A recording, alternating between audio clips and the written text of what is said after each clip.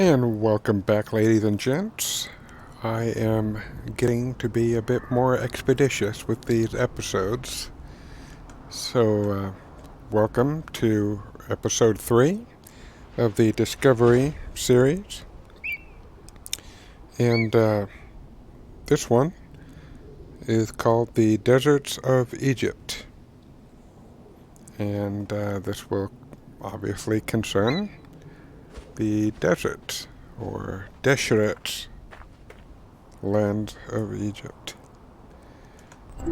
And with this, there will only be 3 stations, so this will probably be, um, you know what I'll do?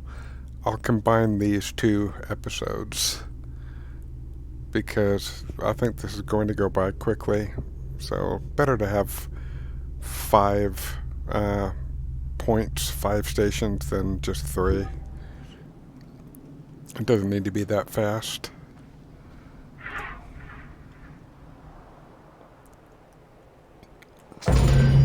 Welcome to Deserts of Egypt. Having once had a very bad experience in the desert, there's times when I kind of chuckle, like, wow, they're pretty good at mimicking the effects of extreme heat and dehydration. But yeah, I've had some minor triggers playing this, but such is life. Our experiences make us who we are. Reaching out on either side of the lush Nile are the harsh, arid Western Desert and the mountainous Eastern Desert. They cover nearly 94% of Egypt. Each of these parent deserts have their own microclimate and contain several smaller deserts with a distinctive fauna and flora. Whale fossils were discovered within the depths of the Sahara. Known as the Valley of the Whales, this location is evidence of the seas which once covered the area. And hello again. Glad you could join. And this is, they do a really good job with these Discovery series.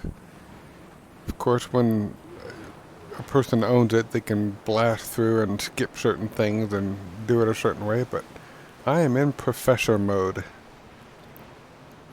And I don't know quite so much about the desert, except that much of it is used for oil prospecting now. The White Desert in the northeast of the Sahara owes its name to its white limestone soil, contrasting with the yellow sand. The wind has eroded the rocks of the White Desert into stone mushrooms, the most famous of which is referred to as the finger of God.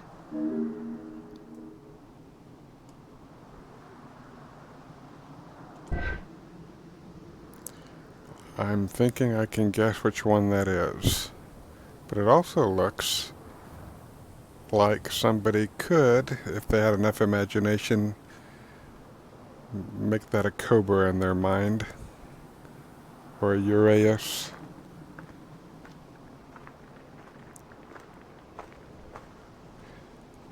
I think there's only so many photos of the desert they could put. This is more illustrative while you're there, I guess. That's just my hunch. And I am kind of taking the proverbial scenic walking route. Just to waste everybody's time a bit more with trivia. But I think even with the resolution dropped for smoothness' sake, there's still a bit of flair and majesty to the scenery. But let me tell you, if you have any plans whatsoever to camp in desert territory or hike, you can never have too much water. The desert is a fiery furnace. It is not a place to play. And take it seriously if you ever go out there. But I will say this, the night sky in the desert is matchless. There is nothing like it. It turns the night sky into a planetarium. And it is absolutely stunning.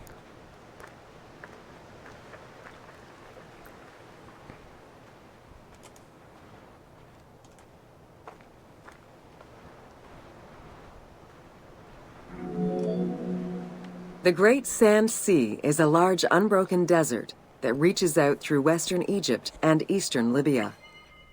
It is home to a unique geological formation known as Libyan silica glass. The pale yellowish-green material ranges from pebble-sized fragments to glass rocks the size of rough boulders. Libyan silica glass. I wonder what caused that. Because my first thought is an asteroid or a comet.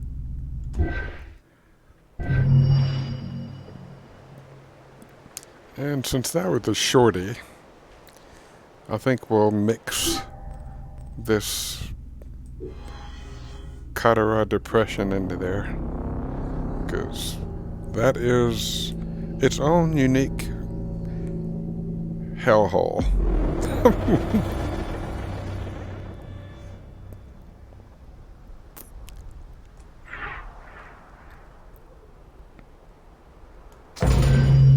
Welcome to the Catara Depression.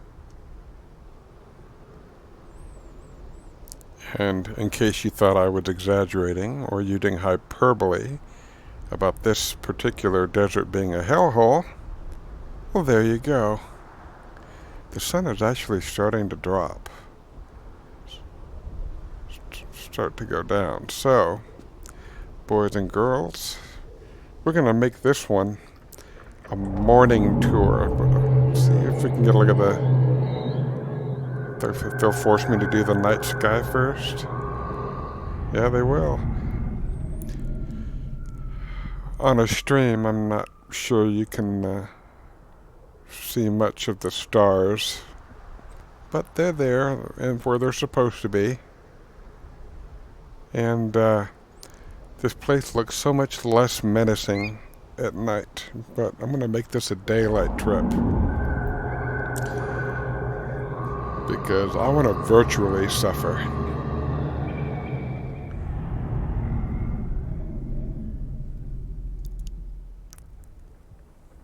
Anyways. The Catara Depression is located in the northwest part of Egypt. Reaching 18,000 square kilometers, the basin is 133 meters below sea level and covered with salt. It is the second lowest point in Africa, after the Afar Depression.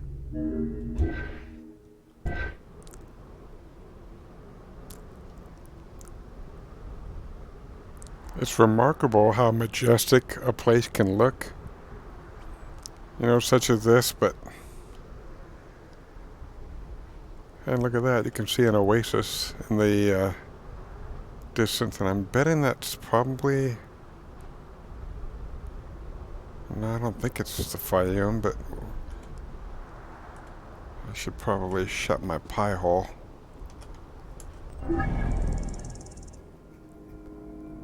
Oh, gee, that's Siwa, of course. Durr. The climate is very arid, with average temperatures reaching 36 degrees Celsius. The famous Siwa oasis is located on the protected southwestern region. Today, the Catara Depression is utilized for oil exploration. Isn't that just wonderful progress? Interestingly enough, Siwa held the oracle that was probably second in popularity to the Oracle of Delphi. And Alexander the Great, when he had conquered the Persians who had conquered the Assyrians that had occupied Egypt. The Egyptians largely saw the Greeks, at least at first, comparatively as liberators. The Macedonian Greeks pretty much wanted to run Egypt like a big business, and they knew that with Greece, or the lands or the island of Greece being what they were, they had to use certain tricks to make the most of their real estate. And they knew with the Nile and its what it provided that they could make unbelievable amounts of food with their irrigation systems. And on that note, I will start the episode on Siwa. I'll go there and start a new stream.